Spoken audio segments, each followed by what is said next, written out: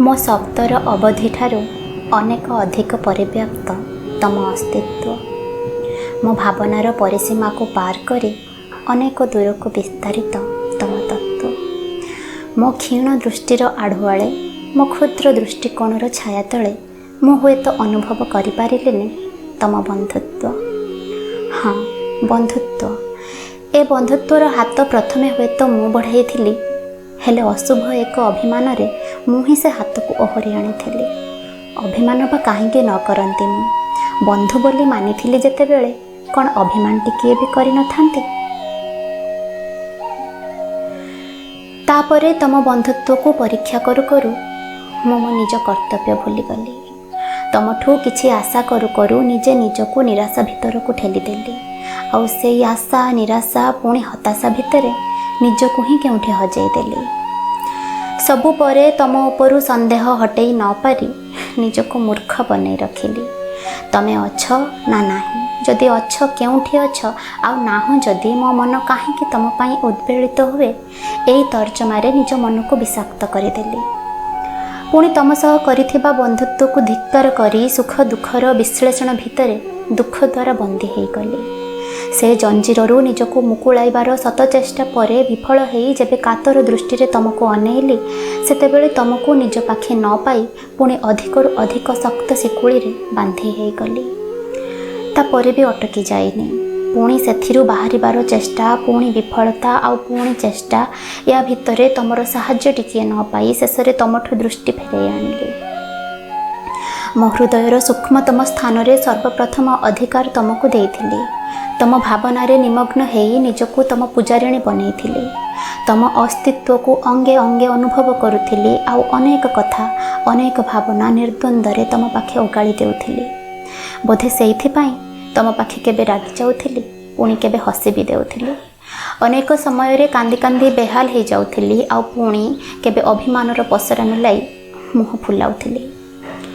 हेले एबे मु ठीक अनुभव करि पारुछि, जो दृष्टि नहीं मु तुमको खोजुली से दृष्टि तुमको देखि पारिबार योग्यता रखे ना।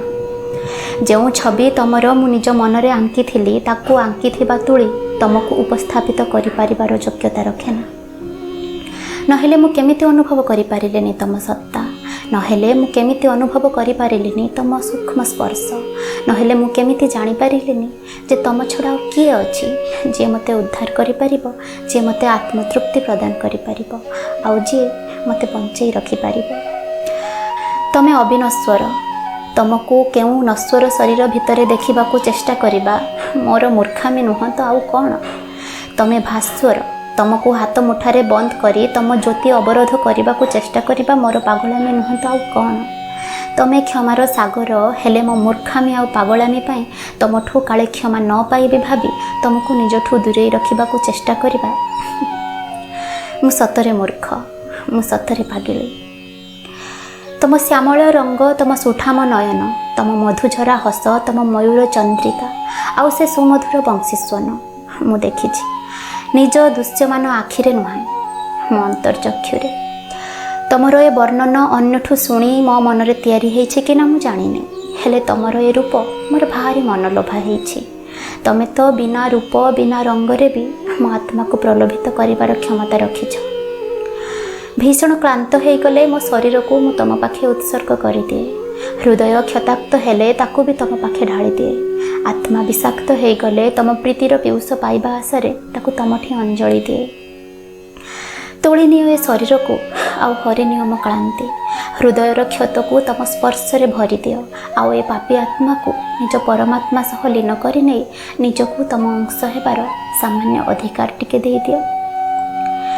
तमे कृष्ण हेले मु कृष्णा नुह, तमे राधा प्रेमी हेले मु राधा नुह, तमे मीरार पूजा मात्र मु मीरा नुह, किंतु तमे गोपाल हेले मु तम गोपी, तमे तप हेले मु तपी, प्रेमर मूल्यांकन कले मु तम प्रेमिका, पूजा करी उत्सर्गीकृत मु तम अभिसारिका। तमे पुणी बंधु हेले मु तम बांधवी, तमे मोर कि नुह जानिनी, मु किंतु तमर ही रहिथिबी। तमे विश्वासर से दृढ़ शाखाटीए जार सहारा रे समर्पिता मु पल्लवी।